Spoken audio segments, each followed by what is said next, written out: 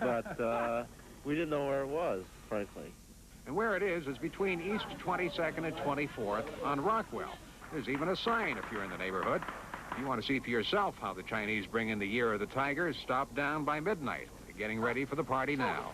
In Chinatown, Tom Shea, TV5 Eyewitness News. The Chinese community here is a lot larger than you might think, judging from the size of Cleveland's Chinatown. There are more than 10,000 Chinese living here in Cuyahoga County alone. Well, another day that we all celebrate is Valentine's Day, and it's coming up. We'll have some important information for you on one of the most popular Valentine gifts. And then we'll take you to an art show where skin is the canvas and ink and a needle are the brush. Stay with us. Eyewitness News continues. Valentine's Day is less than a week away, and that's when a lot of folks' thoughts will turn to romance and roses for that special someone. What can we expect a dozen roses to cost this year, and how do you know when you're getting the top quality? Well, we sent Marge Banks to do some checking. First of all, roses this year will average anywhere from $40 to $60 a dozen here in Greater Cleveland. That's about the same as Valentine's Day last year. But compare those prices with 6 years ago when the going rate was about $25 a dozen, and even that was bad. But florists like Bart Brunswick of Brunswick & Sons will tell you this happens to be the worst time of the year to grow roses, so those who buy must pay the price. It's bad weather all over, shortest days, least amount of sunlight. All the things that are necessary to produce a quality flower are at a minimum at this particular time of year. What if that hefty price doesn't comfortably fit your wallet? Why not try a beautifully wrapped half dozen? After all, it's the thought that counts and the presentation.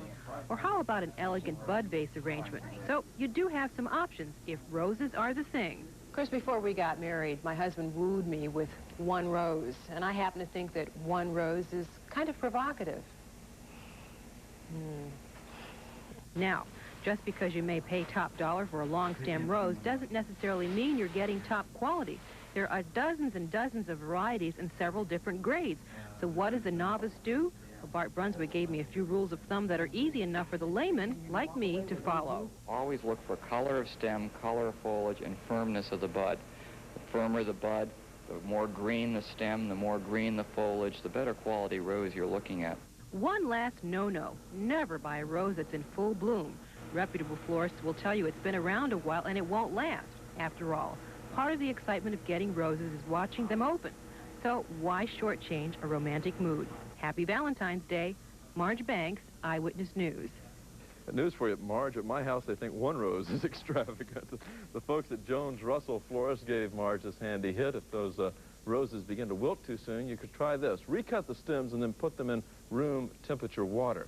That gets the water back up into the petals, and they should perk up right away. And don't look at me funny like that. I said nothing. Many a sailor has had the name of his sweetheart tattooed somewhere on his body. That form of art that was once thought to be only for sailors and motorcycle gang members is now high fashion in New York, to no surprise. There was a tattoo and body art fashion show this weekend. This woman was one of the star attractions, to no surprise. How many people do you know with entire jungle scenes on their back, American Indians tattooed on their arm, and working toward finding a place on their body to have sea life tattooed? There's good and bad news to report tonight on the restoration of the Statue of Liberty. First, the good news. She will be ready for the 100th anniversary of her dedication on the 4th of July. Now, the bad news. The cost of dressing her up is way over budget. It will cost some $265 million. That's $35 million more than planned. The second woman to receive an artificial heart is in critical condition tonight at a Tucson hospital. 40-year-old Bernadette Cherez, seen here a few days ago, spent several hours in surgery again today. Doctors said they had to take her back in to stop some bleeding just 8 hours after she received a human heart to replace the Jarvik 7 mechanical pump. Now, Cherez is resting tonight. Doctors say the bleeding has indeed stopped.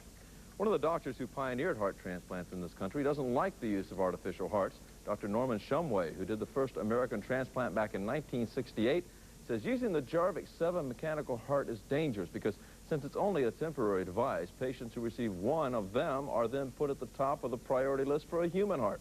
And that creates a shortage of donor hearts for other transplant candidates. The State Department has received assurances from the South African government that imprisoned black leader Nelson Mandela will be released in several days. That's the word from Deputy Assistant Secretary of State Clarence Hodges. He was in Cleveland tonight, but Hodges also says that previous assurances about Mandela's release have been broken. There are reports out of West Germany tonight saying an East-West spy trade may take place as soon as tomorrow. The West German news agency says that swap could be of particular interest because in addition to the spies, the Soviets would be sending over dissident Anatoly Sharansky. The swap has supposedly been smoothed up to avoid the media barrage expected if everything went as it had been scheduled for Tuesday. Senator Edward Kennedy is back in Washington from his trip to Moscow. He brought word that the Soviets are ready to let 19 additional citizens leave the country. Kennedy was in the Soviet Union for 3 days. During that time, he met with Soviet leader Gorbachev for a couple hours. At a news conference today, Kennedy said Gorbachev told him there are no preconditions for negotiating immediate reductions in intermediate-range nuclear missiles. Earlier, the Soviets had said the president must abandon Star Wars research for an agreement to be reached.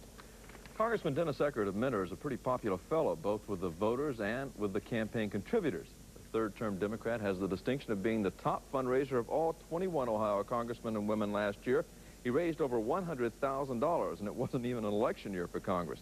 In all, the congressional delegation in Ohio raised nearly $1 million by shaking hands and attending chicken dinners.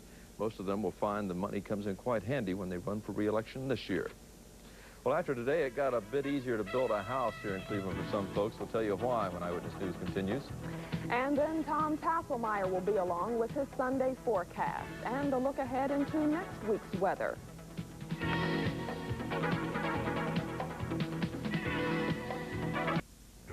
America's future home owners had a taste of home building in our area today.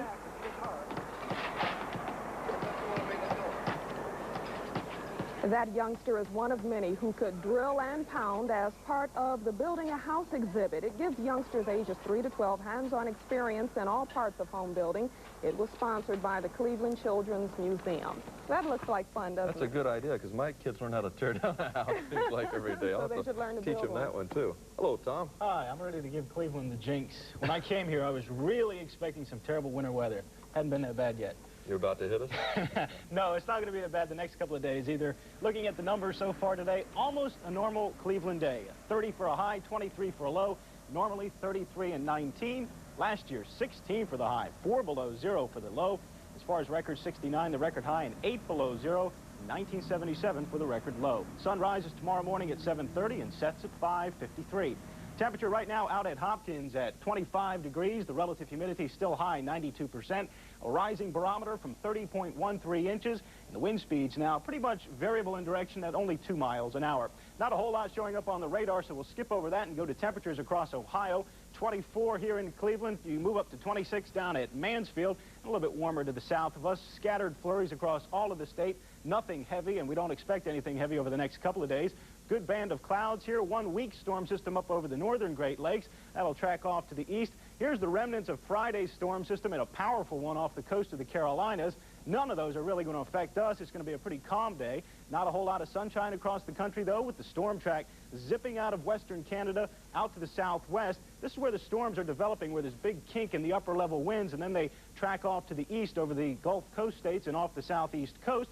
That's the way it's going to stay for the next 24 hours or so. This band of low-pressure areas along the upper-level winds will continue to just sort of propagate to the east, staying well to the south of us, keeping the moisture out of our way. We'll have to watch this one, though. This storm system could be strong enough to change those upper-level winds and bring us some precipitation late Monday into Tuesday. It's snowing like heck over the southern Rockies, up to 10 inches in southern Colorado for tonight. Scattered flurries over the Great Lakes and the Ohio Valley, and some strong thunderstorms moved across Florida this afternoon.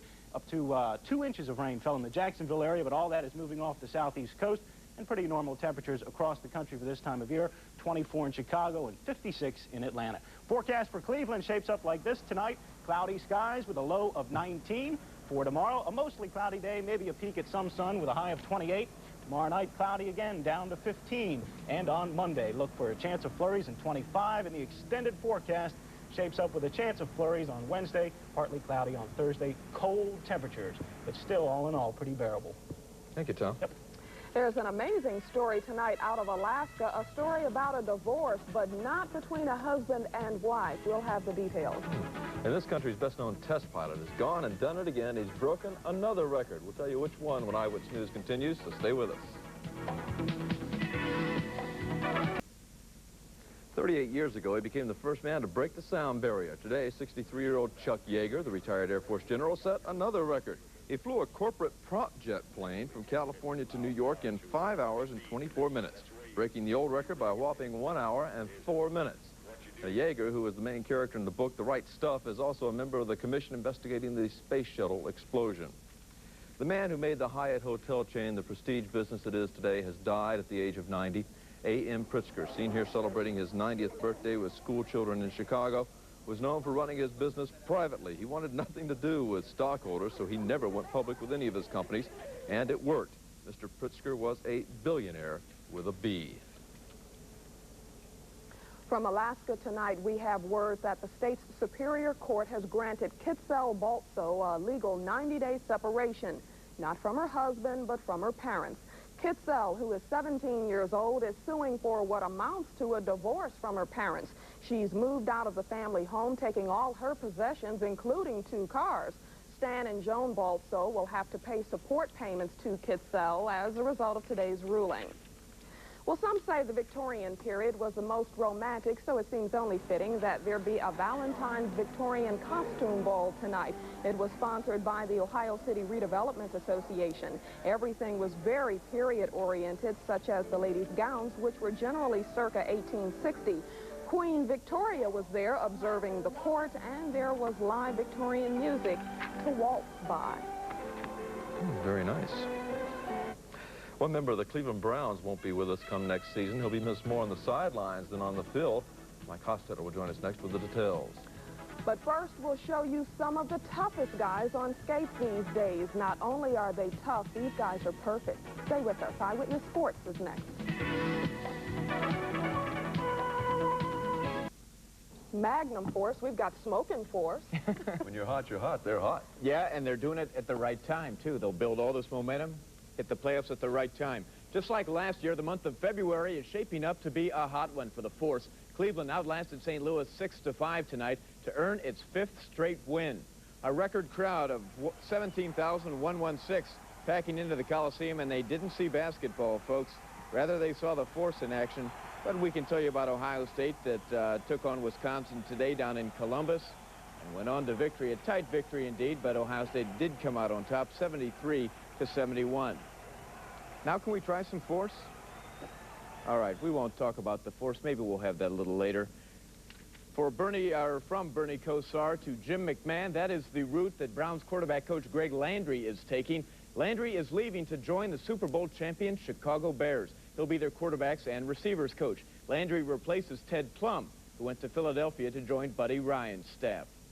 Kevin Mackey and his CSU Vikings were pounding Wisconsin Green Bay tonight. Mackey using a pressing defense and the running game as usual. There's Kevin Mackey. Wisconsin Green Bay never really in this game. Here's the pressing defense. Kenny McFadden on the other end cruising in for the layup. Steve Corbin then goes into the paint to cut loose with a short jumper. Cleveland stayed cruising at halftime, and they just turned it on in the second half. Watch the move here by Clinton Smith. Going baseline, he caps it off 103-68. CSU wins it. In Columbus, we already told you about that game, the Buckeyes beating Wisconsin. So let's go to other basketball action today. How about Michigan and Illinois? Do we have that one for you? That was a good game, folks. Overtime in Illinois, and Illinois hangs on for a victory there, 83-79. But that is not the only basketball news tonight. The big news was down in Dallas. Well, here we go. Here's Michigan, Illinois. This is Ephraim Reynolds with the reverse jam. As Illinois led by 17 at one point, but Michigan storms back. Gary Grant pours in 2 of his 19. They went to overtime. And this is Ken Norman, had 5 points in the OT, finished with 22 on the day, as Illinois won at 83-79 again. Now we move on to basketball action in the pros down in Dallas, where the best jammers in the NBA assembled, and the prize down there, 5'7" Spud Webb. Webb made it to the finals here, where he took on defending champion Dominique Wilkins of Atlanta. Both men scored perfect marks on their first dunks in the final round, and this is where Spud Webb won it on the ricochet jam. He takes home 12 grand for the victory.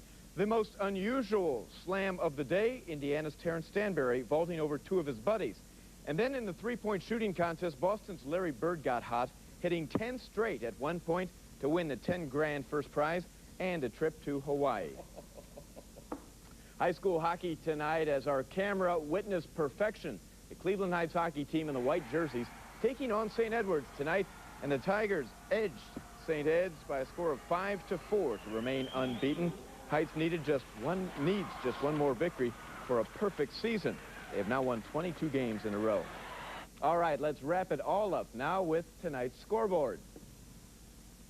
In my opinion, a chance for you to speak your mind on TV5.